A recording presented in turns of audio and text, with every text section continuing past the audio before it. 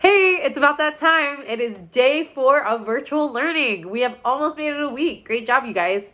Our attendance is getting a little spotty, so let's remember that you are responsible to show up for class.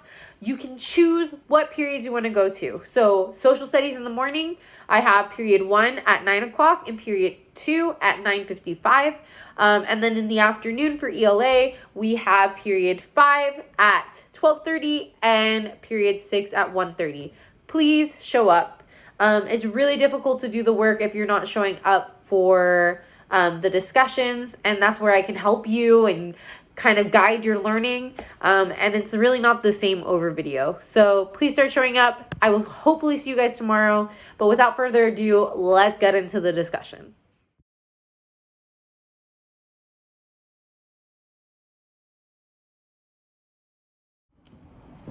Let's get into the author that we are going to be reading today. Earlier this week, we read one of his other poems, The Powwow at the End of the World. And so this author, of course, is Sherman Alexie. He was born on the Spokane Indian Reservation in 1966. And a lot of his work has to deal with these problems faced by Native Americans, especially as a result of the progression of the white settlers coming in, taking their land, and just overall making life very difficult for the Native Americans who were there originally. So in this poem that we're going to be reading, the one problem that he really focuses in on is poverty. And just like also the stigma of being a Native American boy. So without further ado, let's get into the reading.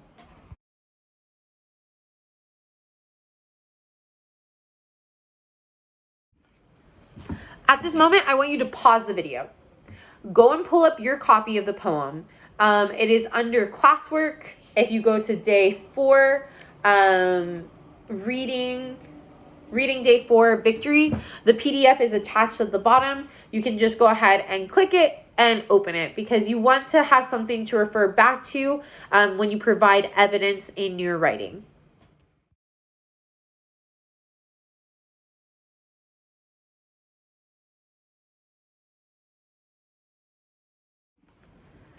Let's get into it. Victory. When I was 12, I shoplifted a pair of basketball shoes. We could not afford them otherwise. But when I tied them on, I found that I couldn't hit a shot. When the ball clinked off the rim, I felt only guilt, guilt, guilt. Oh, immoral shoes. Oh, kicks made of paranoia and rue. Distraught, but unwilling to get caught or confess, I threw those cursed Nikes into the river and hoped that was good enough for God. I played that season in supermarket tennis shoes that felt the same as playing in bare feet. Oh, torn skin. Oh, bloody heels and toes. Oh, twisted ankles. Oh, blisters the size of dimes and quarters. Finally, after I couldn't take the pain anymore, I told my father what I had done. He wasn't angry. He wept out of shame. Then he cradled and rocked me and called me his little basketball Jesus. He told me that every cry of pain was part of the hoop sonata. Then he laughed and bandaged my wounds. My Indian boy poverty, basketball stigmata. Now you need to go and open your quiz. So if you did not participate in the class discussion, you do need to do the quiz to replace the class discussion grade. So let's go ahead and just read through the questions. There's only 5 questions. So go ahead, pause the video, and go and open that. Question 1. Why does the speaker feel like he needs to steal the Nikes? Question 2.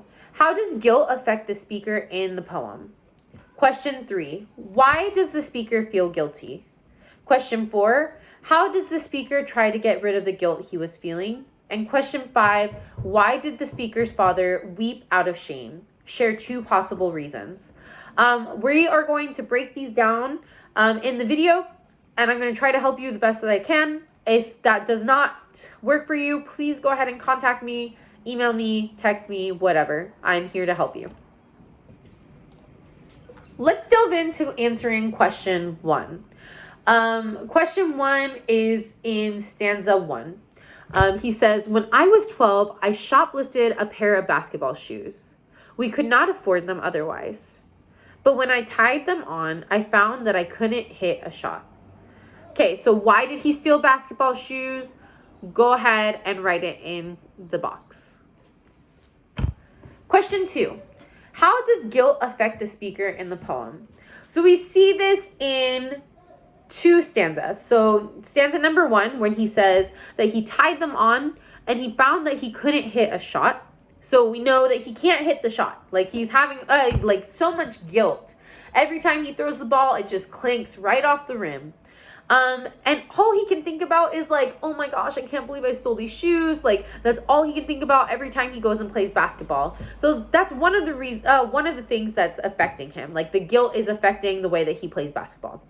Oh, kicks made of paranoia and rude. So I want you to think of what it means to be paranoid. Why is having these stolen shoes like making him feel so paranoid? Go ahead and write that in the box for number 2, and then come back to the video. Question number 3. Why does the speaker feel guilty? This is something that you're going to have to infer from the reading. Why do you think he feels guilty?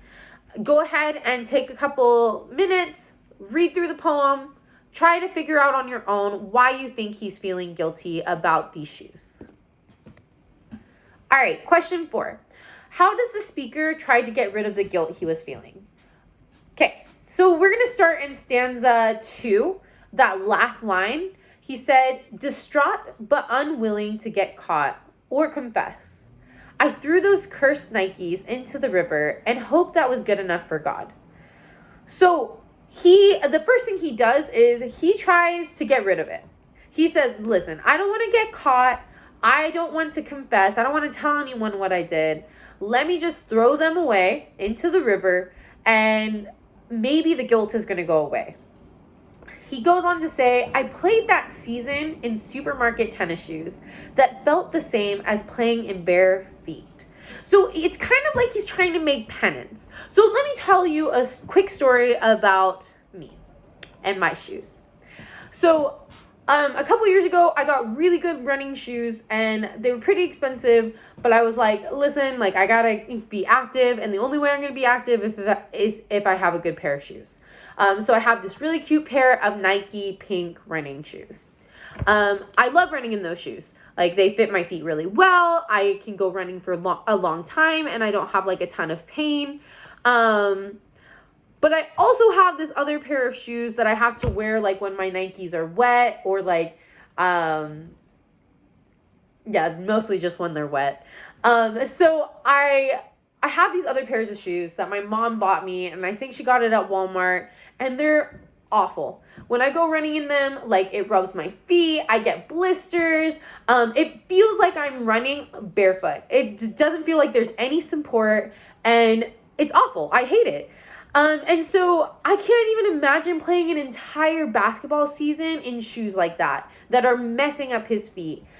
He's talking about how like these shoes are tearing his skin and making his heels and toes bloody. He keeps twisting his ankle, and blisters. Oh my gosh, you guys. Blisters are the freaking worst. And like every time they almost heal, if you have bad shoes, they just come right back.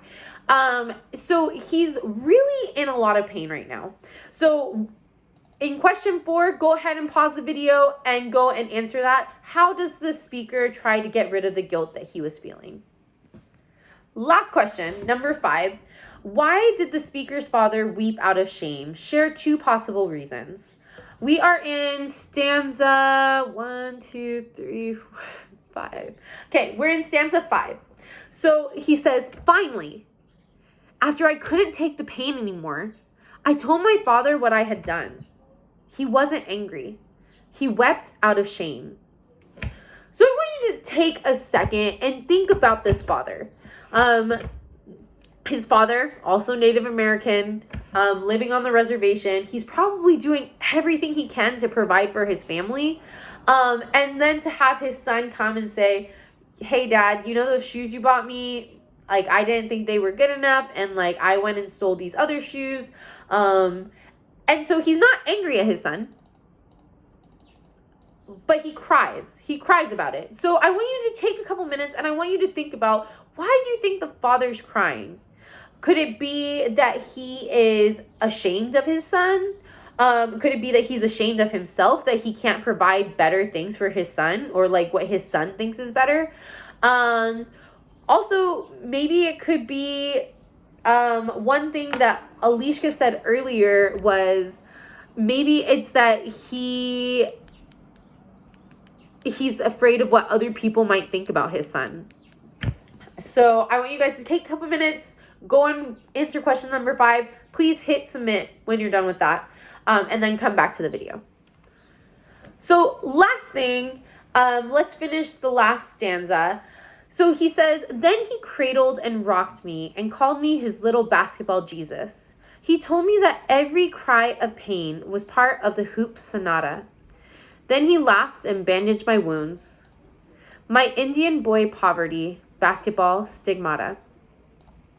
So there's so much stigma that goes into 1, being poor, and 2, being a Native American. So much stigma, and we will talk about that tomorrow when we finish up the poem and we finish up talking about the themes. So please tune in tomorrow so we can talk a little bit more about that. So what you're going to do now is you are going to go to your daily writing journal. You can access that by going to classwork, scrolling on down to daily writing, day 4, March 26. And there are 4 writing prompts that you are going to answer.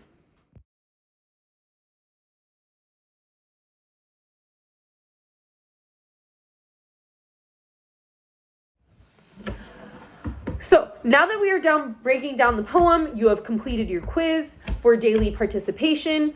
We are going to go down to our daily writing. So you can access that by going to your ELA classwork tab and then scrolling down to daily writing, day 4. There are 4 parts to this writing prompt. I have the picture at the end of this video, so you can look at it there. I also have a document that you can look at the instructions there as well. Or if you really need my help, I can go and paste it into your daily personal journal. To access that personal journal, you're just going to go to your email. You're going to go to the search bar, put in daily writing, and I send an email, and it should have your name, and you'll just click into that document and you just make your edits. Okay, so let's go over the 4 questions. So the first question is, how would you describe guilt in your own words? The second question is, how does guilt affect the speaker in the poem? The third question is, how does the speaker resolve his guilt? And the last question is a story. You get to tell me a story about a time where you experienced guilt. Make it interesting. I have to read 25 of them. I'd really prefer not to be bored. So be creative. All right. That is all for daily writing. As always, if you have questions, comments, concerns, gossip, just kidding, not gossip, please reach out to me through text, email, call me. My phone is always on. I am always available. Well, pretty much always available. You can even write me a letter. Heck, I'll even send you my address. Why not? I want to support you the best that I can. I know virtual learning is hard. I know that like the world is crazy right now and it's hard to focus. But I promise you guys that I am here to help you. I want to make this as easy as possible. But I also want you to be engaged, and I want you to learn, and I want you to challenge yourself. So please email me, text me, whatever, call, whenever. I'll see you guys on Friday. Bye.